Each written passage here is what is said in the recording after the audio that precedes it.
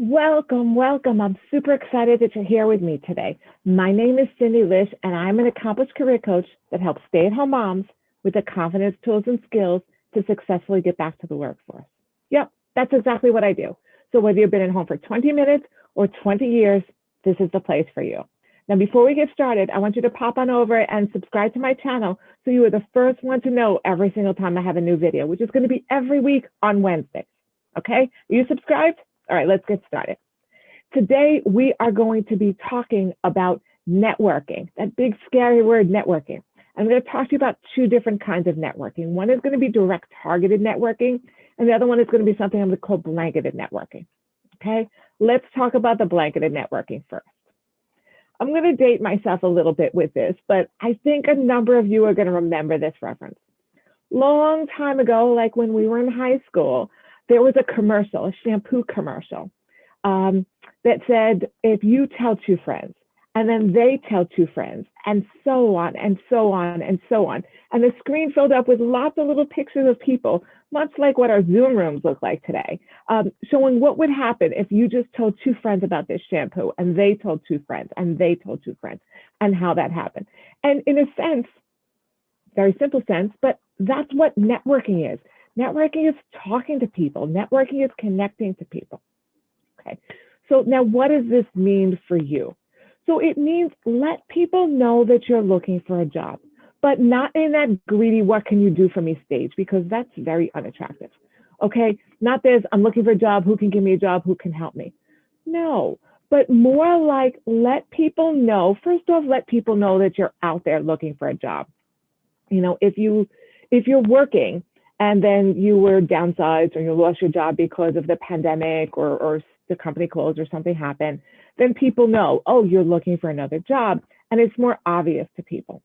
But if there's a gap on your resume and you're looking to re-enter the workforce, chances are most people don't know that you're looking to get back to work. Okay, so first off, it's just being out there, letting people know, which requires being a little bit vulnerable, letting people, exposing yourself, right? Letting people know, hey, ready to go back to the workforce again, but then letting people know what you do and what you've done and what you can do for them, what your accomplishments are. Because most people that know us, let's say in a casual setting, in a friendship setting, or maybe they know you as mom, mom in the playground or something, they may have no idea what you did in your corporate world. So this is a time to start talking about it and literally just conversations. Just, hey, this is what I did. This is what I'm doing. This is what I've been doing to stay up to date while I've been at home. You know, hey, if you hear anything, if you know of anything, if you know anybody, I would so appreciate if you could connect me. And it's incredible how many times things like this can work. Okay. Especially if you're talking to the right people. There are people that know everybody. There are people, there are people in the schools, there are principals who really know a lot of people and know a lot of people's businesses, physicians, attorneys, accountants, your hairdresser. These people, they talk, they know a lot of different people out there. So just start telling people that you're looking for a job, okay? Also make it known, for example, if you do any volunteer work, always make it known if you are looking for a paid position and what you can bring to the table, which means that as a volunteer, you're always looking to take on more responsibility rather than less responsibility to show off all your talents.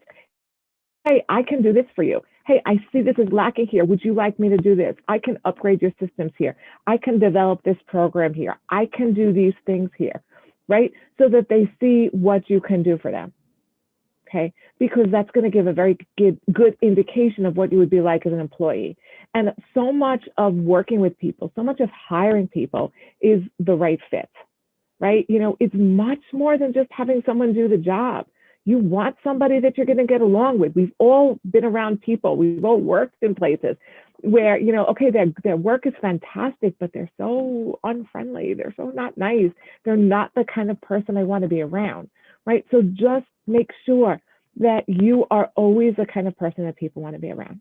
Okay, so that's that blanketed networking. Okay, it's reaching out to lots of people. It's dusting off old connections. It's reaching out to people on, texting them, calling them, emailing them, messenger, however you reach out to people. hey, it's been a while, what's going on? Just want to let you know what I'm up to, and then put things out there, okay? Arranging to meet people, the world is opening up, arranging to meet people for coffee, arranging to do these things, asking people for 15 minutes of their time. It's a great way to put yourself out there and start to come up and gain opportunities. Okay, so that's number one, that's blanketed networking. Number two is the direct targeted networking, which is there's a company I want to work at. I see the job posting. I'm applying for this job. Now what? Okay. So whenever you're applying for a job, you want to make sure that you are using all possible connections that you have. So it's more than just applying for the job. And yes, you will probably have to still apply for the job online, but then it's also, do I know somebody who works there? Okay. Look at my connections on LinkedIn. Do I know somebody who works there? If I do, great. Reach out directly to that person and maybe they can then put your resume forward to the hiring manager, to the right person there, because that will give a lot of credibility to you if there's a direct referral from somebody that works there. Of course, you want to make sure that the person who you're having refer you to is somebody of good standing, right? Because we are known by the acquaintances that we keep, right? So if your colleague, your friend, the person that you know at the company is somebody that nobody likes, that doesn't do a good job, then I wouldn't connect with them to refer you because they're going to put you in that same category.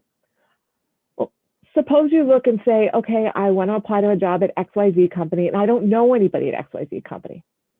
Now look for second connections. So what's a second connection is, I want to work at XYZ company. I look to see, do I have any connections on LinkedIn at XYZ company? No, but I have connections that know somebody that works at XYZ company. So that would be my second connection. We're two away from each other. I would reach out to that person. Okay, people do this to me all the time. Hey, Cindy, I'm applying for a job here. I see that you know Jane Doe, and she's the person I'm trying to reach at XYZ company. Do you know her well enough? Would you be willing to introduce us? Okay, and if I feel positively about that person as well as Jane Doe, I am more than happy to make that introduction. Okay, so use that second connection. It's like, imagine if you were at an event, you're at a party, you're somewhere, you're at a business meeting, you're somewhere. And I'm like, hey, Jane, I want you to meet John, Jane, John, right? It's that thing. We're just doing it online. Okay, so that's a really, really beneficial way of using connections that, people that are within your reach, but you're not directly connected to them yet. Okay, and again, will tremendously elevate your chance of getting that job because it's that direct referral coming in. Of course, understand that your brand must be impeccable for people to want to speak up on your behalf, because, if they refer you, it's a reflection of them, right? So if they refer you and you don't work out, if they refer you and, you are a horrible candidate, you come in late to the interview and poorly dressed and your interview skills are not up to par, and, that's a reflection on them. They're going to be called in. Hey, why did you send this person to me? So always make sure that you are, I talk about brand a lot, that you are your best personal brand at all times. And then please use networking to your best advantage. It is a tremendously beneficial way of getting in touch with the right people at the right companies. Okay? I hope this was really helpful for you. I have so much more amazing free content for you. Pop on over to my website, cindylish.com, CINDYLISH.com. I have lots of videos. I have blogs. I have the opportunity. You can have a free discovery call with me, a 45-minute call with me. No charge, no obligation, to see how I can help you reach your career goals. I hope that you have a super productive week, and always remember that you are a warrior. Until next time, bye-bye.